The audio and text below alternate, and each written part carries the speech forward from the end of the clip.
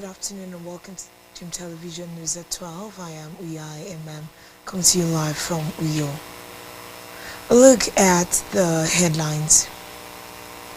Vice President Shettima says Nigeria, Colombia entering new era of cooperation.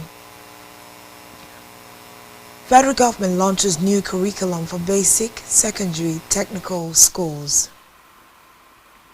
United Kingdom Prime Minister Starmer shakes up number 10 team with new senior minister and key advisors. We'll bring you the details of these stories in a moment.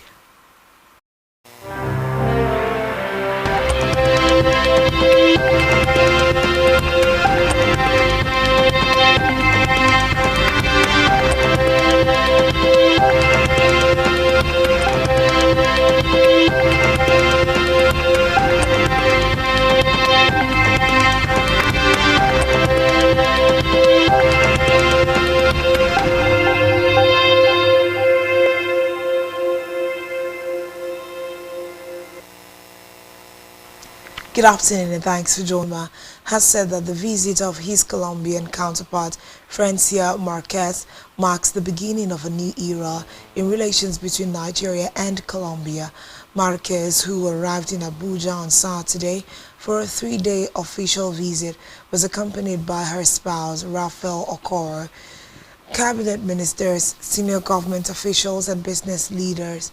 The delegation is expected to engage Nigerian counterparts in discussions across key sectors to strengthen diplomatic and economic cooperation, deeper political cooperation and bolder economic ventures.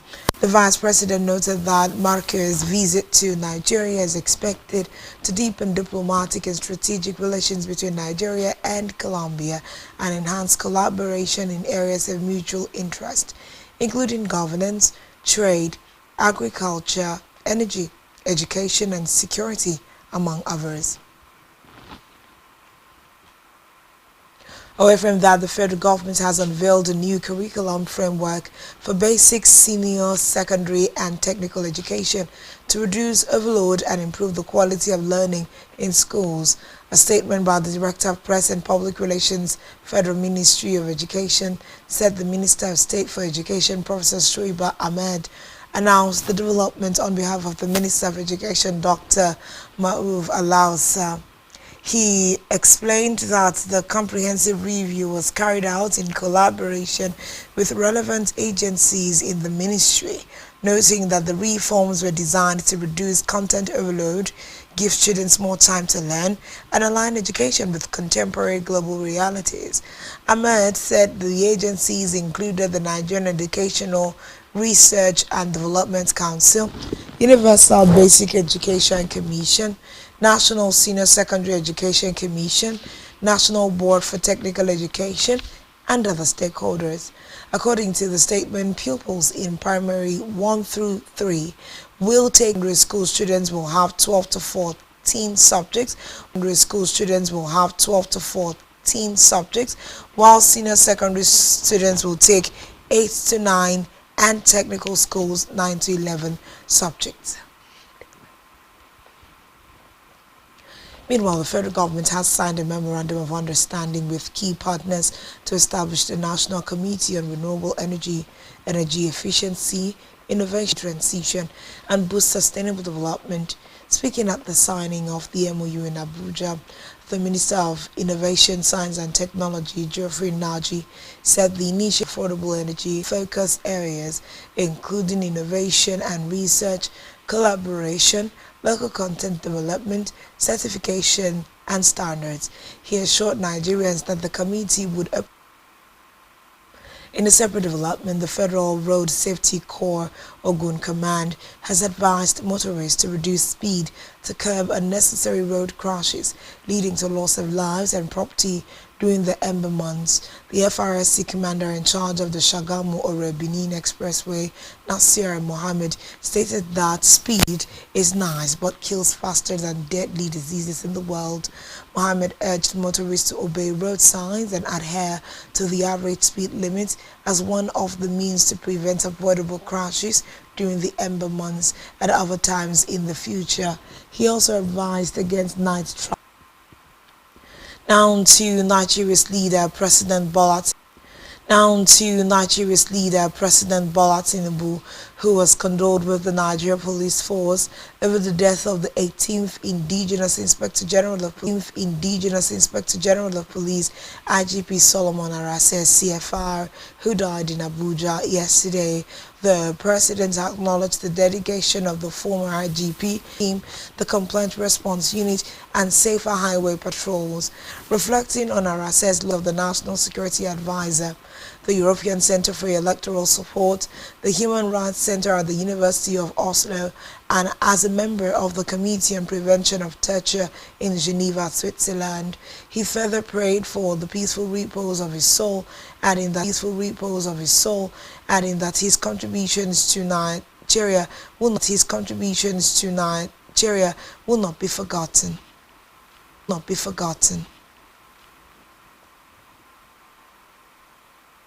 In the same vein, the Akwa Ibom State Governor Pastor Moina has sent his condolences to the family, the Nigeria Police Force, and associates of the former Inspector General of Police Solomon Arase, CFR, whose sad passing was announced yesterday. In a condolence message, released by his Chief Press Secretary Ekerete Udo, Governor expressed shock and sadness over his passing, political applications to combat and solve crimes, thus ensuring that perpetrators were made to face the full wrath of the law. The statement noted that even in retirement, and noted that Arase, as the chairman of the Police Service Commission, continued to serve the nation and never stopped expressing his love and affection for Akwa Ibom State and its people. Pastor Moina has announced plans to kickstart an unprecedented oil palm tree planting revolution in the state.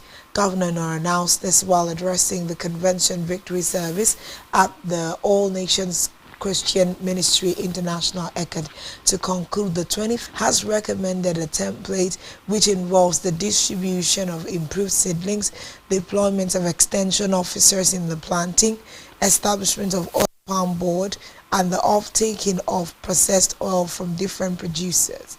The governor, who had served as the executive director of agriculture investment at the Akwa Ibom Lands of the Citizenry, as the improved seedlings has high yield capacity and fruits within 2 years. He said Akwa Ibom has declined from number 1 to number 4 in oil palm production and needs to take back its pride of place. Governor urged the youths to take advantage of the different job opportunities in the state and to desist from complaining about lack of jobs.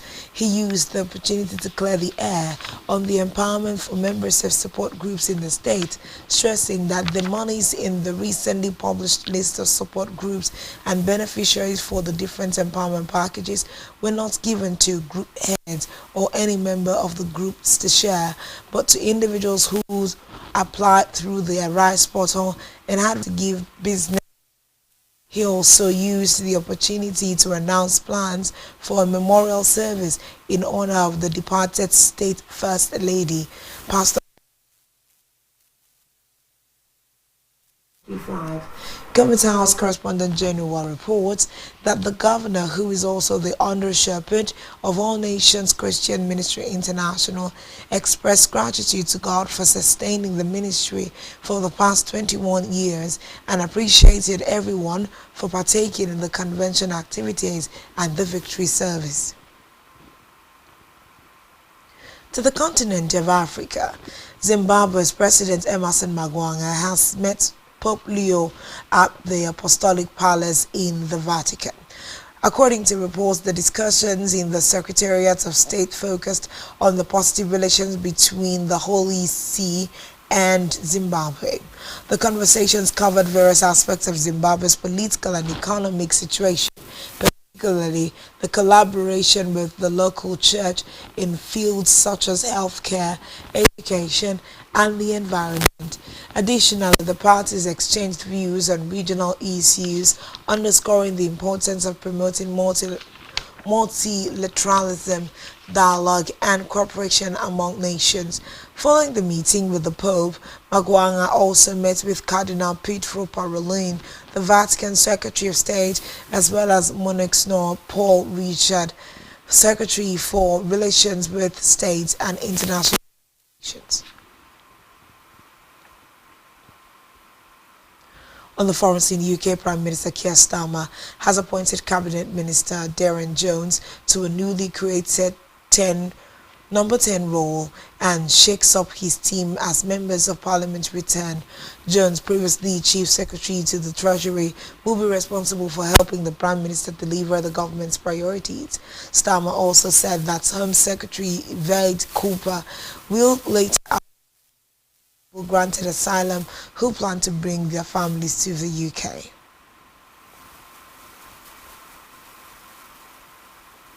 Still in the foreign scene, the Taliban Interior Ministry has reported that more than 600 people are feared dead after a magnitude 6.0 earthquake strike eastern Afghanistan. It said the quake at a shallow depth of 8 kilometers, about 6 miles, shook buildings from Kabul to Pakistan's capital Islamabad. The ministry noted that the remote area where it struck makes providing accurate estimates hard, as officials warn of high casualty figures.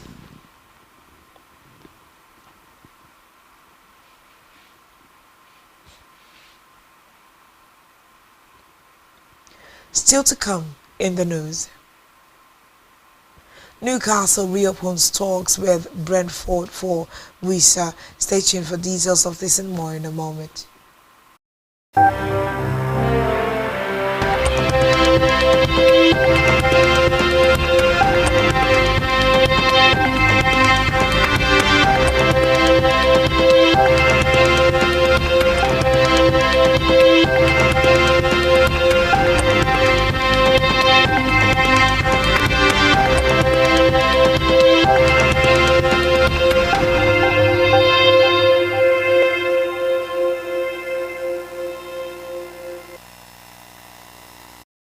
Welcome back and thanks for staying tuned. To conclude the news on this hour, in business, the federal government has said that many federal workers are unable to access its housing loan schemes because they have mortgaged their salaries through multiple loans from commercial lending agencies.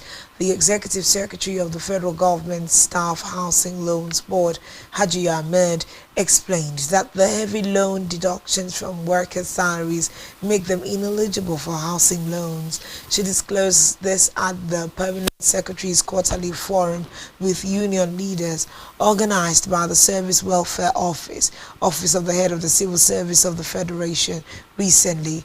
She explained that the board was partnering with mortgage institutions and private developers to make housing more affordable for civil servants. Still in business, the federal government has directed ministries, departments and agencies to exclude consultants, corps members and other non-permanent workers from their personnel payroll in the 2026 budget. The directive was contained in the 2026 personnel cost budget called Circular, issued by the Budget Office of the Federation. The circular was signed by the Director General of the Budget Office, Tanimu Yakubu, and addressed to ministers, service chiefs, permanent secretaries and heads of parastatals. According to the circular, only legitimate employees of the federal government will be reflected in the personnel cost budget.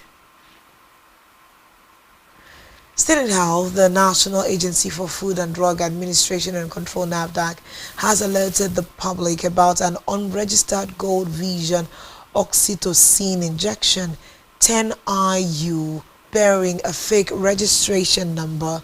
The alert, numbered 028/2025, was published on the agency's official website today. NAFDAC said the product was false, manufactured by a company in China. It added that the product was marketed by a firm in Enugu State. The agency said the product was uncovered during a risk-based sampling survey carried out by officers of its Post Marketing Surveillance Directorate.